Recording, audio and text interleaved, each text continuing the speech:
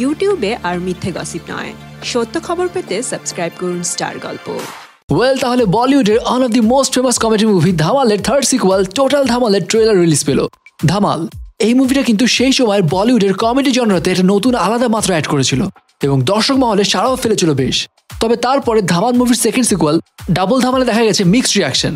তবে এবার ধামালের third sequel total ধামালের ট্রেলার দেখে মনে হচ্ছে একেবারে শুরুর ধামালের টেস্ট পাওয়া যাবে এখানে। এবং এই ট্রেলার দেখে মনে হচ্ছে ধামাল মুভিটি যেরকম কাহিনীর উপর বেস করা ছিল ঠিক সেই রকম গল্প নিয়ে নির্মিত হচ্ছে এই মুভিটি। এই যেমন কোনো একটা গুপ্তধনের রহস্য নিয়ে বন্ধুদের মধ্যে লেগে যায় ঝামেলা, গ্রুপে ভাগ হয়ে যায় যে যার মতো এবং বেরিয়ে পড়ে সেই গুপ্তধন হাসিল করতে। ব্যাস, এটা নিয়ে শুরু হয় ধামাল। নানা ধরনের পাগলামো, অদ্ভুত সব কাণ্ড, এই যেমন অটো থেকে হেলিকপ্টার বানানো, আবার সেই হেলিকপ্টার নিয়ে উড়াল দেওয়া, মরুভূমিতে দড়ির বদলে সাপকে আনা, এরকম নানা ধরনের অবাস্তব হাস্যকর অ্যাক্টিভিটিস এখানে দেখা যাচ্ছে। তবে একটু অবাস্তব হলে তেমন একটা কিন্তু ক্ষতি নেই। কমেডি মুভিগুলোতে একটু এরকম তো দেখানোই যায়। তাছাড়া এসব কমেডি পার্টগুলো দেখে মনে হচ্ছে এখানে পুরোনো ধামালের টেস্টে অ্যাড করা হয়েছে। এখন দেখার বিষয় এই যে দর্শক এই কমেডি ফিল্মটা এই সময় এসে কতটুকু গ্রহণ করবে। এখন এখানে পাগলামির তো কোনো কমতি নেই, সেটা আমরা ট্রেলার দেখেই বুঝতে পেরেছি।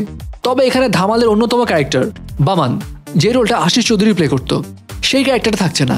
আবার সঞ্জয় দত্তকেও দেখা যাচ্ছে না ট্রেলারে। তবে এখানে অজয় দেবগন, অনিল কাপুর এবং মাধুরী দীক্ষিতকে দেখা যাচ্ছে।